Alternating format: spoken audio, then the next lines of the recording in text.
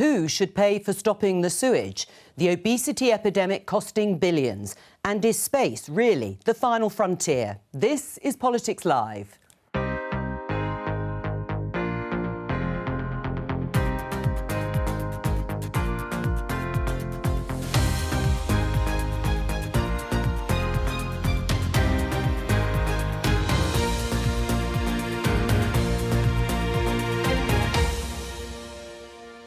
Joining me today, Conservative peer Stuart Jackson, Labour peer Jenny Chapman, presenter of Politico's Westminster Insider podcast Alva Ray, and author and foreign affairs analyst Tim Marshall.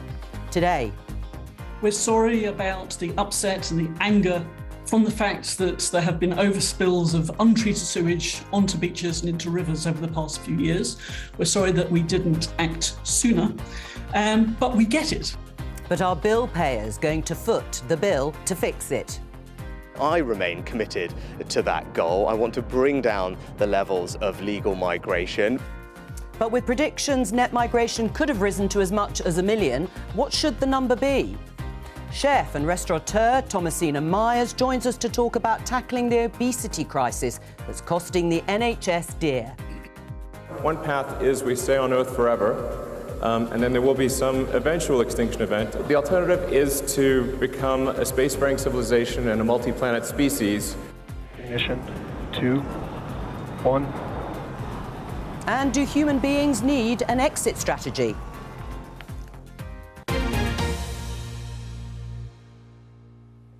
Let's start today's programme with the headline in The Times. Water firm's £10 billion plan to prevent sewage spills. You heard there in the headlines an apology from the head of Water UK, the industry body. They say they understand the concern and the upset of the public, but a pledge of £10 billion of investment will probably result in higher bills. So is an apology, Stuart, that comes with a £10 billion price tag really an apology? No, I don't think it is. And I've always believed that you need to have a tougher sanction regime with these companies.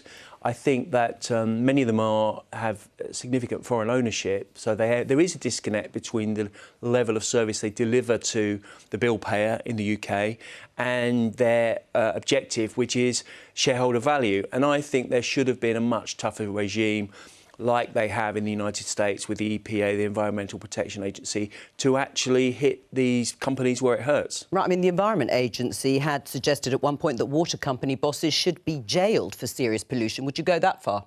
I think it should be considered because, you know, what this does, it completely undermines the whole ethos of privatisation, which generally has been good in terms of bringing significant capital into the industry. But they can't get away with this behaviour for very much longer. What do you think, Jenny? Is that £10 billion promise of investment really going to cost us? Well, I think this has been going on for years and people are just fed up. Our rivers are dying and people are seeing it now with their own eyes. So what we need is mandatory testing, we need automatic fines, and we need to make sure that the people who are running the companies are held accountable. That hasn't been happening. And but it is actually a legal requirement already, I think. Most of those things, real-time data on sewage spills. Jo. No, so it's not. So you know, you need a government that's active and interested and is going to enforce what's been going wrong. Because at the moment, it has been a bit of a free-for-all with people who use these rivers every day, reporting problems, not having their voices heard, and then eventually something might get done, and there may be a fine, which frankly, you know, is a tip of the iceberg for some of these companies. And people are fed up. They're seeing the salaries of the bosses. They're seeing the dividends to shareholders. So they should be the ones who pay? Yes, they're seeing the dividends to shareholders, and they're wondering why they, as bill payers, are going to have to foot the bill. I mean, last year, water and sewage companies paid £1.4 billion in dividends to their shareholders, and that was up from £540 million the previous year. Who should pay for the investment, Alba? Well, I definitely don't think it should be bill payers. I think that's really clear. I mean, this is disgusting. It's a really disgusting story on sort of every level. Literally, I hate that we have to talk about it. Horrible that people will have to pay. I don't really understand why this apology has come today. I haven't heard an explanation for that when this has been such a big point of controversy for months and months. But I also actually think, I mean, as you know, I spend my days hanging around Parliament speaking to MPs. I also think this is not just a problem for water companies, but it's a really big political problem for the Conservatives. I mean, speaking privately to Tory MPs, they do know that there's a bit of confusion as to whether, as to where the blame lies. How much is it with water companies? How much is it on the government addressing it? But it's sort of come to be seen as this problem for a lot of, come to be seen by a lot of people as sort of the sort of representation of Tory Britain falling apart. That you can't get a GP appointment, you can't go for a swim without there being sewage around you. And I think it doesn't just come back to the water companies. It's about a government needing to tackle it. Tim? If a major electric company, senior management were told repeatedly that there were huge amounts of live wires lying around their network and did nothing, and someone stood on one and died, it would be logical to bring a criminal prosecution against them. I think we need that sort of logic with the water companies, because this stuff actually does kill people. So I agree with Stuart that you would need to very carefully look at making it criminal, very carefully. But I think if these bosses realised that they are knowingly poisoning people and doing nothing, there could be a legal case to answer. Yeah, well, that's the evidence, isn't it, anecdotally, now that people are actually getting stomach bugs and infections and so on and so forth. Let's talk about immigration. Headline in The Sun, Rishi's gone squishy. Rishi Sunak backtracks on Tory pledge to get net migration below 250,000. It was the Conservative Party pledge in their 2019 manifesto to lower net migration. You can see here Boris Johnson, then, of course, Prime Minister. There will be fewer lower-skilled migrants and overall numbers will come down. Now, at the time, net migration stood at around 226,000, giving an effective target to hit during this Parliament. But let's see what's actually happened to those figures. You can see UK net migration, it drops, understandably, during the pandemic there in 2020, but hit a record of over 500,000 for the year to last June. Now, the Office for National Statistics are going to publish updated figures next week, but some analysts have already predicted that the figure could exceed 700,000, possibly going up to 1 million.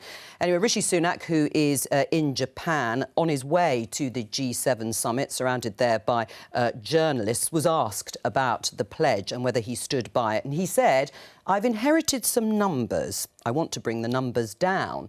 But he refused 3 times to explicitly recommit to reducing legal migration into the UK to that level. Stuart, is it right to drop the pledge to reduce immigration to pre-2019 levels? No, I don't think it is. And I think it's reneging on a firm manifesto commitment. I mean, my worry is that next week's figures will be an ERM moment for the Tory party, potentially. Exchange rate mechanism. Yeah. In what happened in 1992, where people actually gave up on the Tory party thereafter. And I do think that if you're seen to not take seriously this issue, there's a problem. I mean, there's a distinct difference between people who are social liberals, globalist type thinking people who think that actually effectively uncontrolled migration is a great thing, and there are other people saying, look, people are genuinely concerned, not racist, not xenophobic, but they're genuinely concerned about the impact on public services, housing, for instance. And at the moment, the Tory party is fighting itself, and I just think it's wrong politically and in terms of the faith and trust that people have in politics to renege on that solemn pledge that was made. I mean, that's quite interesting from Stuart, if he thinks it's equal to a moment like the exchange rate mechanism coming out of it in the early 1990s. Do you agree? Well, I mean, fascinating to hear in terms of the Tory party dynamics on it. But I think the reality is Rishi Sunak does kind of need to move away from this pledge because he's not going to meet it. I mean, when when you look at the numbers, when you sort of break down these numbers, I think actually the Prime Minister is right to say that the more important issue for voters on this and the way that they gauge how much of this is a problem is actually illegal migration or sort of people arriving in the UK without prior approval. I think that is the vote mover. I mean, you can even see it sort of just when you look at the polling on this and how much it's an issue, the line just peaks up to like a vertical line every time there's a small boat crossing in the news. So I actually think that Rishi Sunak is right to say that that's the thing he needs to be focusing on politically, including for Stuart, rather than this issue. And also even I mean, how would you get it down? When you break it down, I mean, we've seen there's political consensus around this. A lot of these people are Ukrainians. A lot of them are Hong Kongers. Big political consensus that both of those groups should be coming here.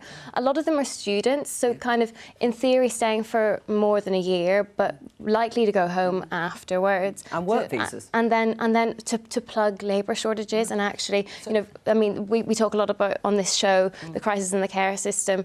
With some of these people coming in are there to plug that problem. I don't know where Rishi Sunak could bring that number down for you, basically. Well, business has been addicted to cheap foreign labour for a long time, and they keep coming back to government saying, well, just one more tweak, please. I mean, just one statistic. I think I might say there's about 85,000 young people in this country apply for medical school places. We've capped it at 7,500. We give huge amounts of resources, universities, for obvious reasons, for financial incentive, to foreign students. It doesn't seem to people that things are very joined up. And I hate to say that as a Conservative, but people are frustrated about it. But I do agree with you, there is consensus on Ukraine and Hong Kong, but there isn't consensus, for instance, on family members of students, exchange students, those kind of things. And the government could take more action on that. Tim? The vast majority of people, I think, overwhelmingly want the boats stopped for a number of different reasons. What the government deems and they need to illegal. separate that out, but then also explain why we actually do need a degree of migration because of the workforce. And I think that most of the general public would be quite happy with that. The problem is getting the right educated people in and stopping that. Well, the first is relatively easy, and the second is incredibly hard, and he's going to fail on that. I don't know whether it's an ERM moment, but I know for sure it's a slow burn. You're doing nothing, you're doing nothing, you're still doing nothing. But is it better to let go of the pledge rather than just miss it continually? Well, I'm sure Mr. Starmer might mention that. Jenny? Every half hour once it happens. I mean, do you accept that the numbers at the moment are high, but there are reasons? We've just heard some of them from Alva and from Stuart in terms of the points-based system, in terms of people coming on those schemes from Ukraine and Hong Kong and students. I mean, what should the number be for net migration? I mean, I think we're in danger of having quite a thoughtful conversation about immigration, well, which go for it. is probably a very good thing. We would say that, you know, one of the things that this exposes is the stupidity of making these sorts of promises at an election, knowing probably that they're very unlikely to be met, but thinking, let's do it anyway. That actually is not a very good strategy for a politician. So what we want to do, we think we agree there needs to be a points-based system. We think what people really want is some order and some control. They're not so interested in a figure, but what they want to know is that there is a system that's fair and that works. Well, there is a system, of course, in place. I mean, I suppose Stuart, along your lines of being thoughtful, is saying he still thinks the overall number is too high. So, does Labour think that 700,000 possibly going to mean it would be too high for net migration? What you need to have is a system which I think Stuart and Alva actually referred to, is where you join up the needs of our country and businesses here with the immigration system, because that hasn't been happening. And you know, if we have a promise to make to have 10,000 extra nurses trained a year and things like that, and we want to make sure that those opportunities are available to young people in this country, because we agree that sometimes businesses have been using the ability to import labour as a substitute for training and investing in their own workforce. And that's something that's not in the interests in the long run of the UK, never mind a sort of a hostile debate about immigration. We've got to look at strategically the needs of industry in our country. Right, but I mean, some of those needs were addressed by Jeremy Hunt, the Chancellor, in his March budget, saying that 5 construction jobs, roofers, tilers, carpenters, plasterers and bricklayers, would be added to the shortage occupation list. Are you happy with that? Well, yes, but it's just a sticking plaster approach. Yeah. It's, you know, there's a corollary to all these decisions, and it's that you embed welfare dependency. We've got over 5 million people on benefits that perhaps a significant number should work. I admit there's mental health issues as opposed to back pain, which used to be the preeminent issue.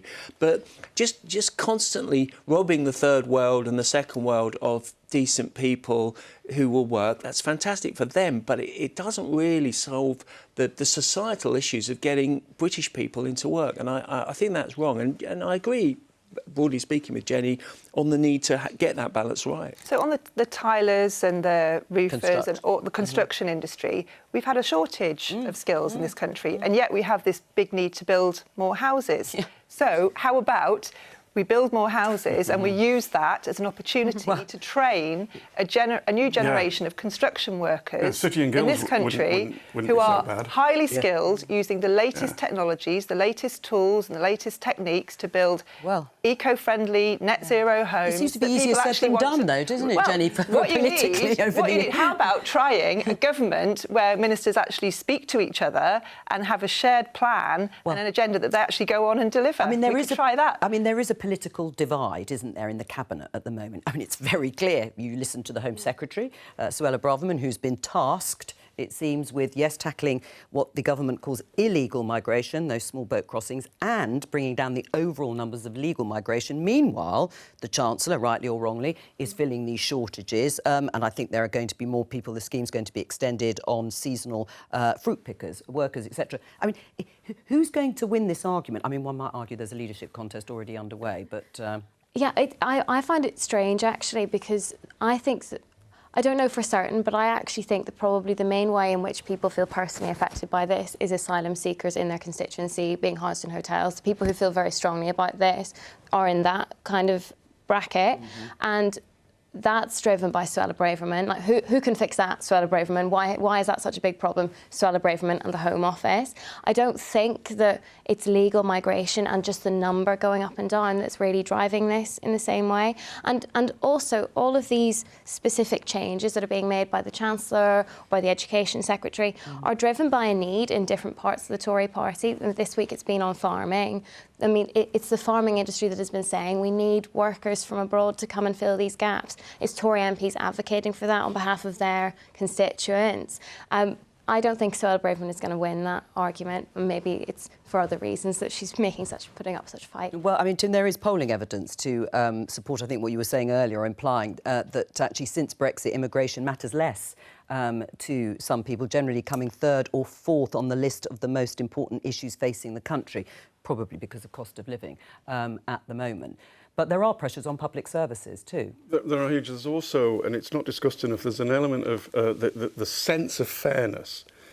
There is, it goes deep in all human cultures, all human societies, this sense of fairness. And when people see people being put up in hotels, and I'm not suggesting they are, living the life of luxury, but you will never persuade large swathes of our population that, hang on a minute, John, I used to went to school with, is on the street here. They're in a B&B with two of their kids, and we're paying to put these people in hotels. You will never win that argument. So it does need to be separated out. The migration policy we need for the economy, and I go back to City and Guilds, or whatever you want to call it. It was Mr. Miliband who said about 10 years ago he wants to see a point where every single child goes to university. That's nuts. I want to see a time when you get this massive choice and there's all these trades, craft, skilled people, train up the British workforce because the money's good and the work is good. Well, that may be the driver. Definitely good now. What, in terms of the salary in the end? Absolutely. Or an electrician. Technical and vocational education, we've got to put more money. Both parties understand that. To rebalance the economy away from, just focusing on university. But the Tories have got this thing about they've got a very strange approach to education, because on the one hand, Stuart will say that, and you will hear a lot of Tories say that, but on the other hand, they've done some terrible things to BTEC and to 16 to 19 education, and they've not actually done anything that would make this situation any better. And I keep coming back to this issue about you have an agreement on what the problems are that face the country, but actually the ability to implement and to overcome some of those political divides within the cabinet, because they're what's really holding it back. And Rishi Sunak just doesn't seem to be able to bring those characters together to deliver. Well, one of the other issues, I suppose, to put into the mix is the fact that the number of people not working in the UK due to long-term sickness has risen to a new record. More than 2.5 million are not working due to health problems, and one of them them is this, in this headline, the Daily Telegraph: massive cost of obesity to the NHS is revealed. And it says the heaviest patients require spending of £1,400 a year, twice the total for those of a healthy weight. And it is one of the biggest challenges for the UK economy, is reducing demand on the health system and increasing economic productivity. Let's talk to Thomasina Myers, cook, writer, television presenter and co-founder of the Oaxaca chain of Mexican street food restaurants. Welcome to you. Thomasina, why are people getting bigger? Well, it's not about people. We haven't suddenly got greedier and lazier. That's not what's happened. What's happened is our whole food culture has changed and the food system has changed around us. So today, 57% of our food basket is ultra-processed. Now, there are increasing studies showing that this particular type of foods are really bad for us. They're leading to diabetes, dementia, cancers, and that is what's causing this long-term sickness and breaking the NHS. And it is interesting that the government, in two of its policy focuses, is on fixing NHS and fixing the economy, and that is all wrapped up in the food system. And I think we have to start looking at this piece, this ultra-processed food piece, as being commerciogenic. Like, unless there's conflicts of interest are limited, and we stop marketing and having such a proliferation of them around, then we aren't going to fix anything. Right, so you want the government to specifically tackle that issue of processed foods? Well, they have to, because even the food companies, I mean, they're making vast amounts of profits off the back of these foods, but they can't do it alone without legislation and rules. Not, if one company stands against it, then their shareholders will kick them out. So we have to have government to focus on it, and there has to be a limit to the conflicts of interest. And then things like those crafts, like food education back in schools, use procurement in hospitals and prisons and schools to get better food through. And let's just feed the whole nation better, delicious tasting food. Thomasina, I've got a couple of politicians in the studio, Conservative and Labour. Stuart, listening to that, specifically on tackling the scourge of processed foods and what it's doing to people, it's not about them being greedy and lazy. I think the strange thing is we've never had so much information about how to eat healthily and have a proper diet across all media. So there must be something else. And I too tend to agree with Thomasina. I voted for the sugar tax, I think, in 2015 when I was in the House of Commons. And I think there is something for government to get involved. This scourge of ultra-high processed foods, we need to look at it because there is a causal link between that and increasing obesity. And education is important, but if we need to use the tax system, I think we need to do that as well, because we can't just sit back. The average person is paying £3,000 in tax every year for the NHS. And the balance between people working and paying tax and those needing the NHS is shifting, and it's an unsustainable system. So obesity is probably the #1 issue in the NHS. Jenny?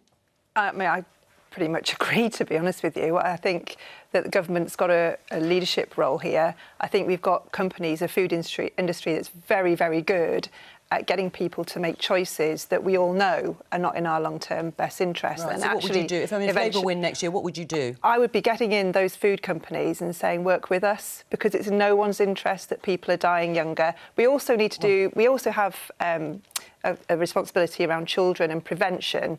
I shudder when I hear things about giving jabs to teenagers to make them lose weight. Yeah, Surely there is a moment much earlier around sport in schools, around eating in schools, around skills and education, and helping people have a healthy relationship with food before they even get to that situation.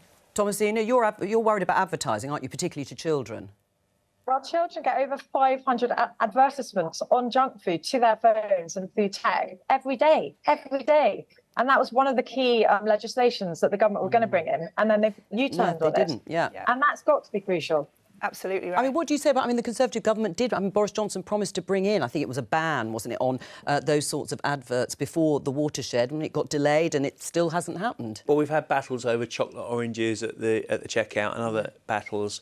I'm not an ultra-libertarian. I don't think people should have a right to hurt their own health and particularly their children, their families. I do think there is definitely, I have to agree, I violently agree with Jenny Chapman here, that we can't just go straight to legislation. We do need to give the opportunity to the food companies to change for the good of the country. But you have something like Kit Kat breakfast cereal, which they're defending, saying, but it's not aimed at children. I mean, come on. Thomas, no one believes that. Thomas, nutritious. The Kit Kat cereal is allowed to be called nutritious. I mean, how is that allowed? 500 adverts of junk food to kids every day on their smartphones. Right. How is that sensible? Right. Well, how is it allowed to? I mean, how are food companies? Will they really toe the line, even with politicians wagging their finger? Not in the end. Well, if they don't, then we will have to legislate because this is costing. And parents and guardians have a role. Of course they do. I mean, as a parent, you do have to watch what your kids eat. But at the end, if that doesn't work, a government must be prepared to intervene because it's costing all of us, not just with our health, but we're paying for it as well. And I just think people are getting a bit wiser to it, and they are prepared for a government now to be more active in this area than they perhaps were a few years ago. Thomasina, do you think there will need to be legislation in the end? Well, companies, sadly, cannot act alone because if one company acts, their competitors will overrun them. So we've absolutely seen that hasn't worked. And when school food is failing in most schools, when it's failing in hospitals, it's failing in social care and in prisons, we have got to get a government that's more joined up and has a holistic approach because it feeds into climate change too. These type of foods, 57% of our diets made up of these foods, are really bad for the planet, for biodiversity, for climate. It's all linked, and until the government really takes that on board, I mean, something like the FSA, the Food Standards Agency, if that was given an independent power, like the Independent Climate Committee, then it could really get some teeth and tackle this. That's what needs to happen. Alva? Well, I basically agree with everything that's been said. I feel like maybe just the other missing part of the puzzle is people's working conditions and how much time they actually have to cook. I mean, I think it'd be all well and good certain things being legislated against, things becoming more expensive. But if you're, a mum working 3 jobs and you don't have much time, it is probably much easier to buy a ready meal than to cook a meal from scratch. And I suppose that I'm not proposing a solution on that, but I think that looking at where this can fit into people's lives rather than just looking at it from a top-down approach is probably quite important too. I mean, obese patients, as we've discussed, are costing the NHS twice as much as other patients. But, I mean, how far should the state go, Tim, in terms of forcing people to lose weight? It's a real tension, isn't it, between a nanny state and a culture that looks after its own. And what the food companies are taking advantage of is tens of thousands of years of evolution. We were hunter-gathering. When you come across something with loads and loads of sugar, you'd ram as much of it in your mouth as you possibly could to store it up. And that gives you a lot of pleasure. Now, you fast forward to only about 20 years ago, and then suddenly in comes this explosion of processed food, which makes us feel temporarily quite good. And we are ramming it in constantly, not just as we come across it every now and again. And they have taken advantage of that. And as for time, we've known about this for at least a decade. It has been slow, hasn't it? So reluctantly, I would fall down on the side of legislation. You would? Reluctantly. I mean, a new law has been passed in New York outlawing discrimination based on weight. Fat shaming is increasingly unacceptable. But I suppose if obesity becomes the norm in the UK, it's going to be harder to tackle it. I don't want to make things cost more for people that can't afford things. No. But cigarettes, nobody has a problem with legislating about that. The laws about the certain amount of things you can put in, which is difficult politically because who the hell are you to tell us what we can eat? The other thing is we are also addicted to cheap food, and it's very sensitive politically to put people's food prices up, and the supermarkets and the manufacturers know this. Right. I mean, Thomasina, a final word to you on the issue of food, because people argue it's very expensive to get fresh fruit, fresh vegetables, and there's that time issue that we've just talked about. Do you accept that that is a potential problem for people? Fresh food, of course, is expensive, but when you see that the food we're eating is costing the economy £74 billion a year and it's breaking the NHS, what are the alternatives? Thomasina Myers, thank you very much for talking to us today. We're going to move on and we're going to talk about space. Just have a listen to this. History is going to bifurcate along 2 directions. One path is we stay on Earth forever, and then there will be some eventual extinction event. I don't have an immediate doomsday prophecy, but eventually history suggests there will be some doomsday event. The alternative is to become a spacefaring civilization and a multi-planet species, which I hope you would agree that is the right way to go. Do you agree with that? I mean, just to say, you've just written the latest book in your series about the future of geography. This is How Power and Politics in Space Will Change Our World. Is Elon Musk right? Yes, but at a much longer time frame than he was working on, which was 2050 and 1 million people on Mars. That will not happen. We're going back to the moon in 2026. The Americans have said they will land a man and a woman on the moon in 2026 through the Artemis Accords, which the UK is part of. But we're not going there for that reason. We're going there for commercial and military reasons. That's the new space race, commerce and military. But there is also that incredibly human thing about wanting to know what is at the top of that mountain. And now that we know what is on the top of all the mountains we've got a new mountain, the final frontier. And you asked the question at the beginning of the programme, is it the final frontier? The answer to that is yes, unless you can tell me what happens at the end of the universe. So I can't, yes, actually. exactly. I can't tell you. I leave that with the big question mark. But, I mean, the sort of philosophical question that Elon Musk raises, Jenny, is do we need to go and seek civilisation elsewhere before we face extinction? Or do you think we should perhaps concentrate on what's going on here? I am very much in the concentrate on what's going on here camp. I'm fascinated by what Tim has to say, though, and I really do look forward to reading his book. But I think we've got so many issues confronting people here at the moment. We've just been talking about people not being able to feed themselves properly, and that's where my focus is. But I do, having said that, I think there's a big opportunity here for the UK to be involved with this. It's exciting. These are great jobs for people. There's some great science is going to come from all of this, and we should be there involved in the middle of it. I believe that Liz Truss, in her short time as Prime Minister, managed to get rid of the National Space Council as one of the decisions. I was going to say went to space, but I must have missed that, yeah. Well, she was a bit out there. But let's not let that stop us. Let's get ourselves at the forefront of this. We're good at this stuff. Yeah. We've got great universities, and we should be, there leading the way. Yeah, do you agree? I mean, is this something that sparks your curiosity? Yeah, I don't think it's a mutually exclusive idea to sort out what's happening on Earth. But, if you look at Vasco da Gama, Magellan, Columbus, that humanity's always striven for knowledge and experience of another world. And I think this is just another much more technologically based version of that. Well, can we do both at the same sort of pace? I mean, Alba, this is the headline in BBC News. Global warming set to break key 1.5 Celsius limit for the first time. Indicates perhaps we should be focusing more here before we go out there. Yeah, I agree with Jenny that I think this book sounds fascinating, but I always feel a bit uncomfortable when we talk about sort of space stories or like these massive sums of money when we've been speaking, I don't know, a few breaths before about much smaller issues that affect people's lives so much more. I mean, I'm all for taking a step back and looking at things globally. But when you do that, I think you can just see that sort of as a human race, we're so bad at sorting out our problems together. I think it's something like we make 3 times as much food for the global population than we need, and yet half the population is starving. We haven't sorted out problems like that. We're not sorting out climate change. And then when we take a step back, it's sort of in a quite Western way, thinking like, oh, well, let's find another planet to live on. When I was 15 in 1980, a little while ago, I think something like 15% of the global, 40% of the global population lived under $1 a day.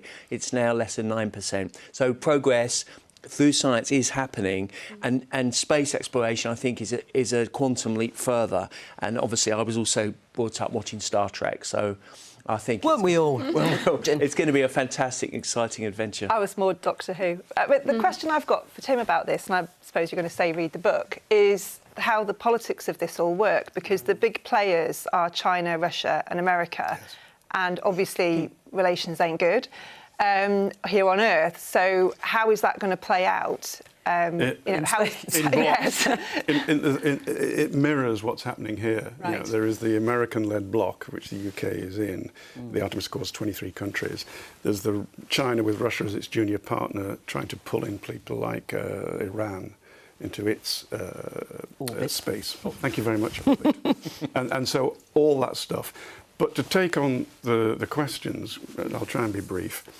Well, militarily, which we've partially discussed, you cannot fight a modern war without space assets. More than 80 countries are in space, and many of them are developing countries like Nigeria, which have their own satellites. So it's busy. Now. It's busy.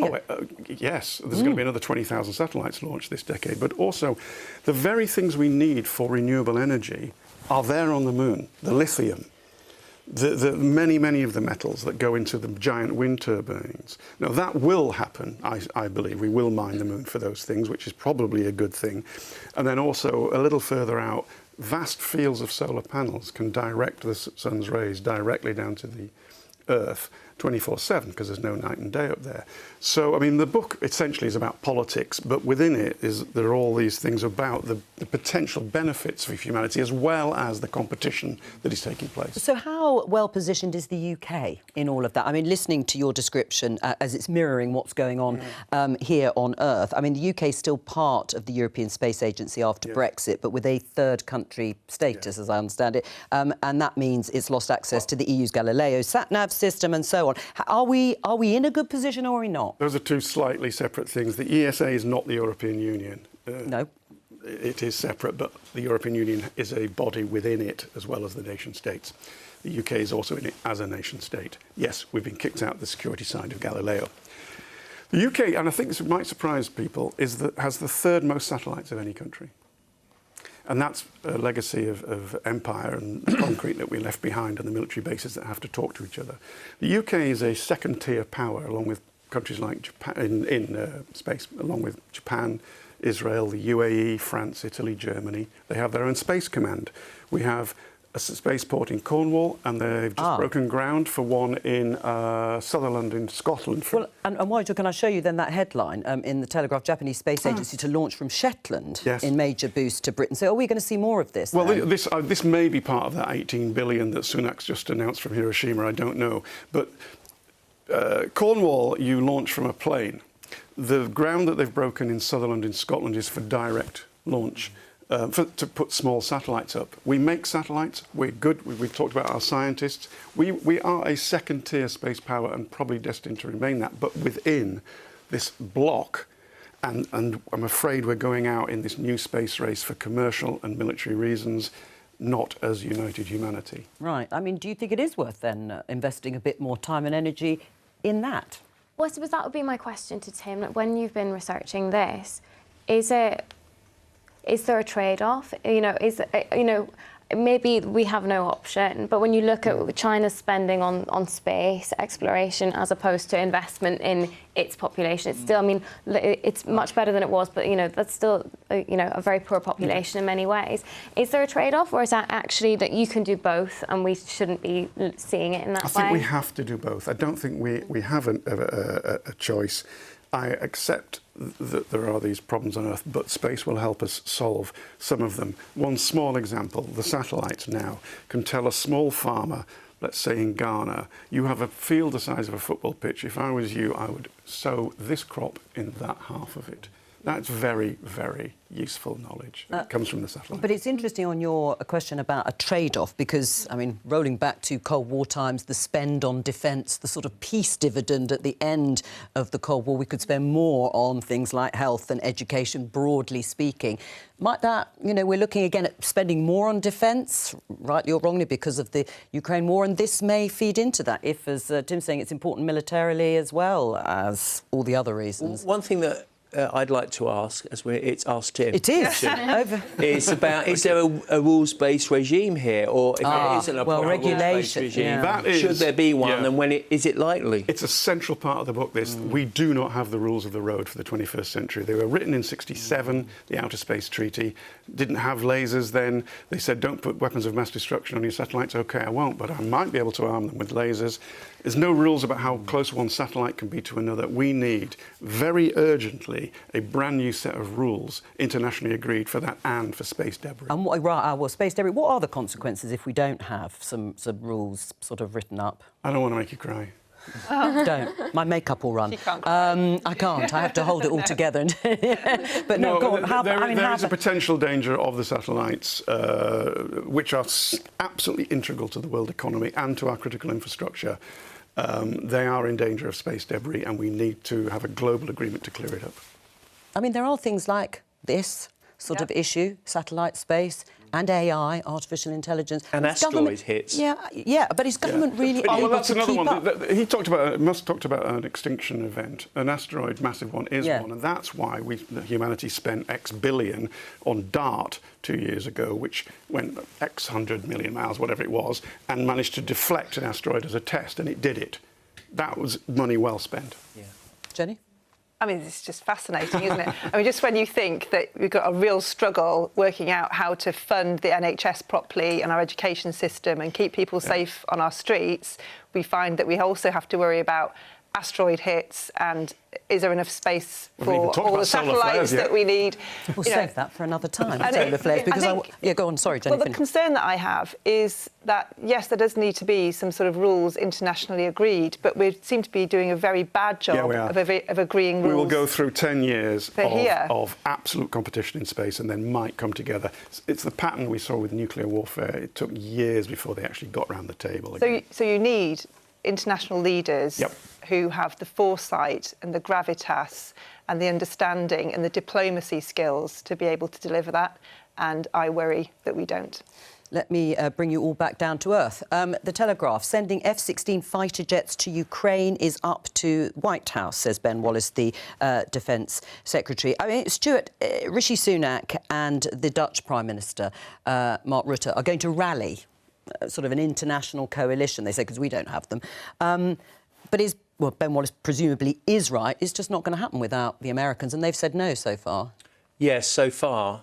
I feel duty-bound to say that without Ben Wallace and Boris Johnson, things might have turned out very, very differently. I mean, they were ahead of the curve last September and October before last in getting serious resources to the Ukrainians, and things could have turned out differently. But we can't do anything without probably Germany and definitely the United States in terms of F-16s. But we can't afford to let the Ukrainians lose this war either. Right. So do you think Labour would be behind the idea of putting pressure on the Americans to roll in behind this? That the Labour Party has backed what the government has done on Ukraine from day one.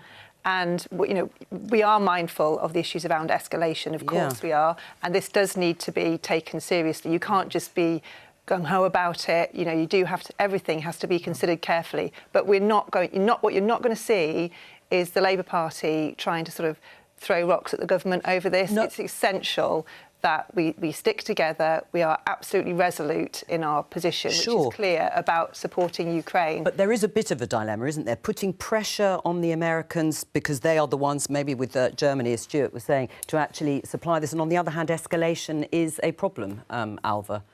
Yeah, but I think that what we've seen from the UK so far is a willingness to lean in and support Ukraine, and rather than to worry about escalation. And that's been the theme. Ben Wallace has really taken a leading role in that, and I think that is his view. And all he can do at this point is put pressure on the White House. But I think that's the calculation that the government continues to make. I mean, Zelensky's been asking for a long time because he says that's what we need to outdo the Russian forces. Why are the Americans reluctant? Well, there's two main things. I agree with Stuart. Britain has led the way, and also they said they wouldn't get NLAWs, they went. They said there wouldn't be tanks, they went. They said there wouldn't be some of the planes that have gone, and then the Storm Shadow has gone. More planes will go. F-16, there's two things going on here. It's not escalation that's the problem. The Russians, every time you send a bullet, they say, right, we're going to escalate. That's not the problem. The problem is it's essentially, potentially such a game changer, the F-16s, that they can, if they were to strike deep inside Russia, and if they were to precipitate Putin's downfall, there is a genuine danger that Russia falls apart. And the implications of that I can give you 20 different war scenarios around the periphery of Russia that could break out, whether it's Georgia, Kazakhstan, you name it. And the Americans are very concerned about that. So that's the one constraint. I don't know if we've got time for the other constraint. The other is quick. Tech. It's their air intake is incredible in F-16. It needs a pristine runway. They don't have that many pristine runways. Thank you to all of my guests today for an interesting programme. I will be back tomorrow with Politics UK at 12:15 here on BBC Two and on the iPlayer. But from all of us here, bye-bye.